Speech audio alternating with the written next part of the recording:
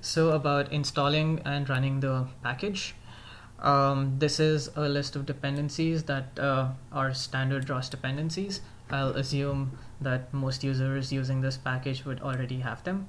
For users that do not have the required dependencies, these are the instructions to install ROS Kinetic. You will be needing an Ubuntu 16.04 version in order to install ROS. These are some specific packages to ROS Industrial, which come as a ROS control package. These are required dependencies for both the IIWA stack package, which is one of our dependencies used to spawn the robot, and our own package as well. The IIWA stack package is a third-party package from IFL Camp that spawns the Kuka IIWA manipulator on Gazebo, along with its action trajectory server for path planning and simulation. We have added a custom vacuum gripper and a custom world over that, which can be cloned using these commands. So in order to install our custom version of the IIWA stack package, you'll need a Catkin workspace. If you don't already have one, please follow these instructions to make one.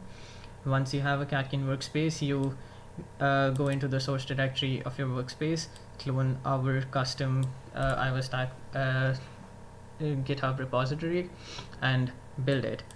This build step is important because the build needs to take place in a sequence. Using this, you'll also get to know if there is any dependency issue before starting to run our package. In case there is any bug while running the package in Gazebo, please refer to these instructions at the IIWA stack original wiki page. For building our package, go to the Catkin workspace and clone our package. Build it using Catkin make. After sourcing the setup file, you'll be able to run the demo. By default, using this launch file, the demo will execute in order to pick a red object and place it. So I will show you how to run it for a blue object.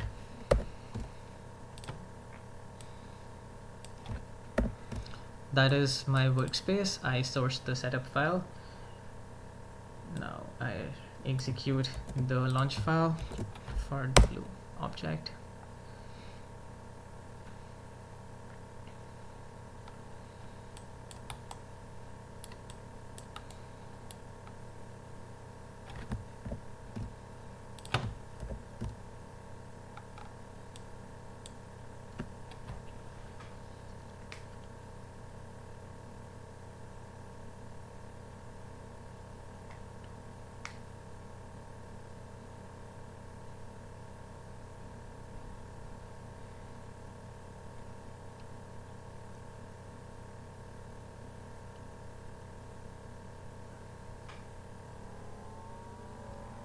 As you can see, the system tells us that the part has been kitted successfully. You can close the simulation by pressing Ctrl C and then Ctrl Z on your terminal. You'll have to close the terminal and open another one in order to run another Gazebo.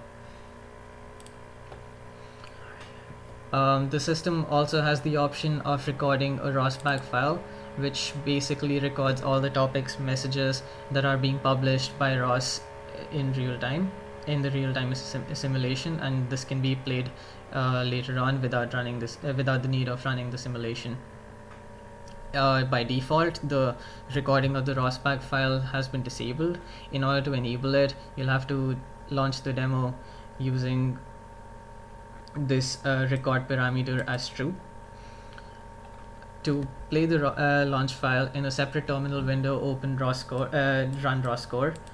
In a new terminal window, run ROS-bag play space the name of the bag file. The name of the bag file would be something like mybag underscore the date and time along with the seconds .bag.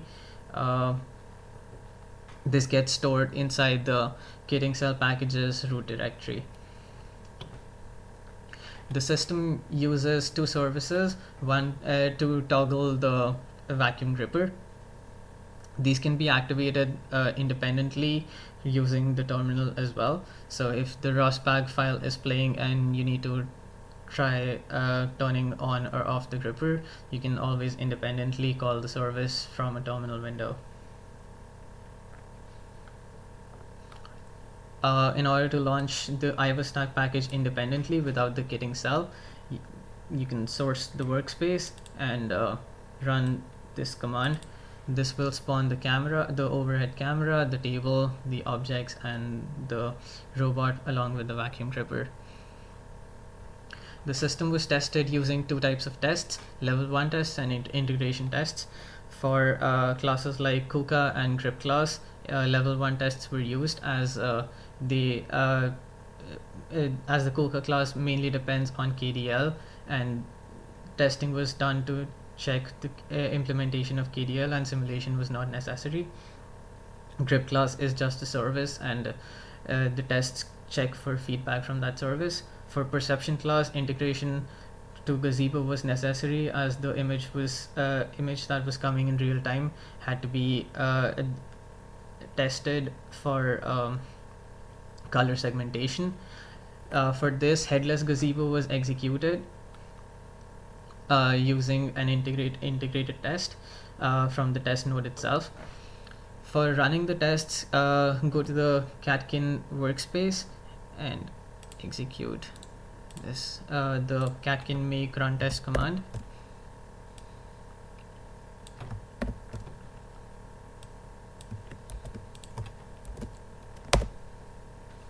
This executes the tests while compiling the code, and also runs headless Gazebo in between to check to perform tests for the perception class.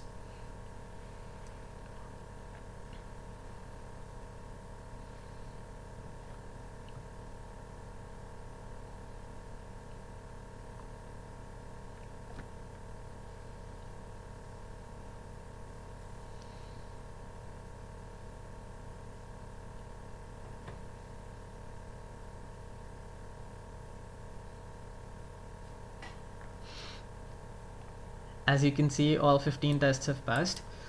In order to run these tests after compilation, this launch file can be used.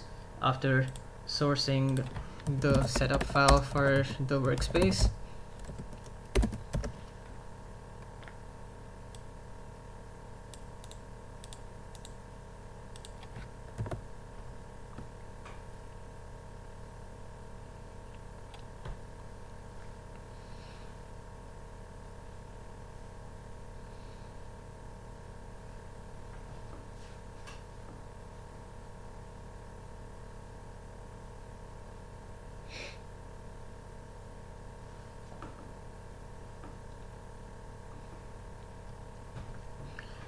coming down to code coverage, as our package is dependent on another package, the IIWA stack package, integration with coveralls was buggy, and we were unable to do that. So in order to test for code coverage, we used lcoff to check code coverage locally. We got a function coverage of 100% and a line coverage of 85.7%. In order to run code coverage, after running catkin make run tests, these commands can be executed in order to get a table that looks somewhat like this, which shows the line, the percentage of lines that are tested for each of the files, along with the number of functions in each of the along with the percentage of the functions in each file that are tested. The code follows Google style guide along with CPP 11, CPP 14 features. These were checked using CPP check and CPP lint. In order to run CPP check, you'll have to install it if you already have not done so. After that, uh, you'll have to go into the directory of the kitting cell package and run the cpp check command. To run cpp lint after installation, just execute this command. As of now, there are no known bugs in the package that affect its functionality, apart from the absence of test coverage using coveralls. The Doxygen documentation of the package have been attached in this repository. If you need to generate a new one, you'll have to install Doxygen. After generating that, go into the directory of the kitting cell package. If you need to make any changes to the config file, you can do so. Otherwise, this command would generate the Doxygen files in the docs folder. They can be executed using this command in a Google Chrome browser.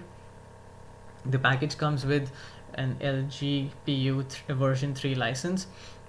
We strongly suggest you to carefully read the license agreement before using this program. Thank you.